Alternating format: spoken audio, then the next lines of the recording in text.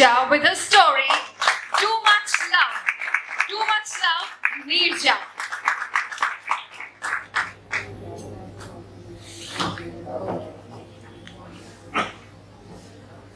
Ladies and gentlemen, I'll just take a moment to confirm that the mic is alright. Is my sound reaching?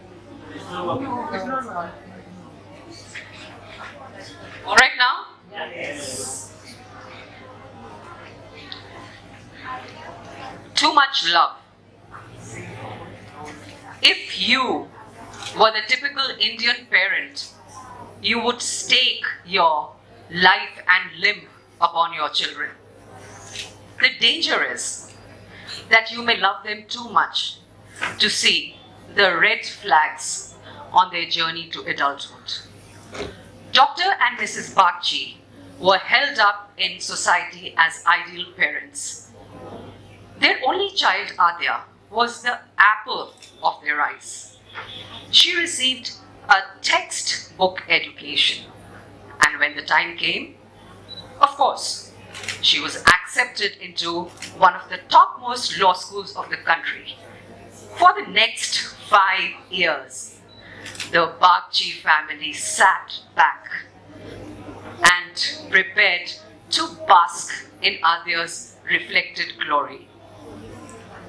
Oh, it was a big mistake. They forgot. They forgot that the world outside, like them, has given up authority for liberty, and that would test them all. Sure enough, by the end of the first year, Mrs. Bagchi began to voice concern. Adya doesn't feel like Adya anymore. I have this funny feeling in my stomach that she's married and left us for good. Dr. Bagchi, ever the voice of reason. This distancing is a normal part of growing up. She's a fighter, or she'll be fine. From a Facebook post, they learnt about the new friend in Adya's life, a batchmate named Shreyan. They decided it's an age-appropriate need for companionship in a cutthroat campus. Red flag.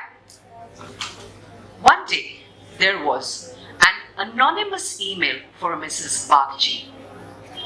It spoke of the law campus, it spoke of Adya, it spoke of experiments, it spoke of alcohol, marijuana, relationships. Mrs. Bagchi was still squinting, frowning at the screen when the phone rang. Mama? Without waiting for her daughter to finish, Mrs. Bagchi, darling, Adya, don't worry. Don't let this disturb your academics. Of course, I trust you, baby. Flag number 2, missed.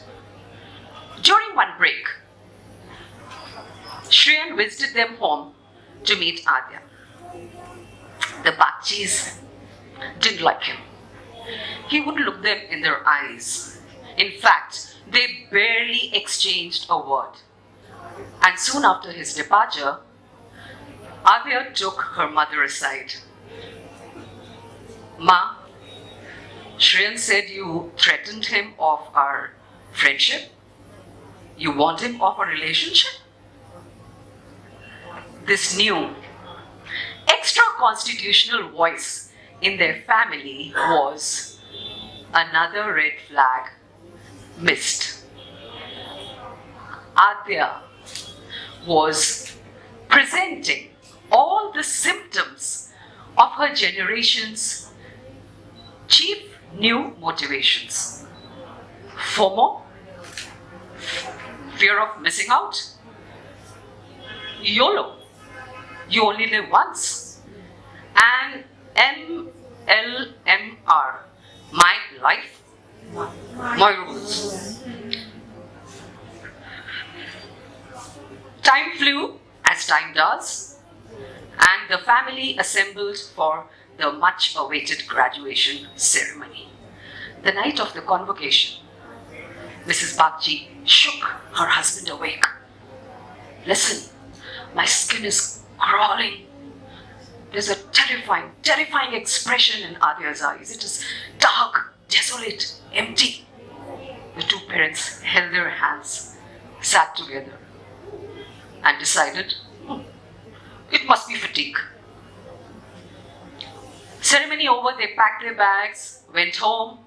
Adya flew direct to her new placement at Hong Kong. For the first few months, all was fine. Then the disturbing phone calls began. Mama, I am finding it difficult to concentrate, Ma. Ma, I don't feel hungry. Ma, I'm having trouble sleeping, Ma. Shreyan and I have broken up. And finally one day,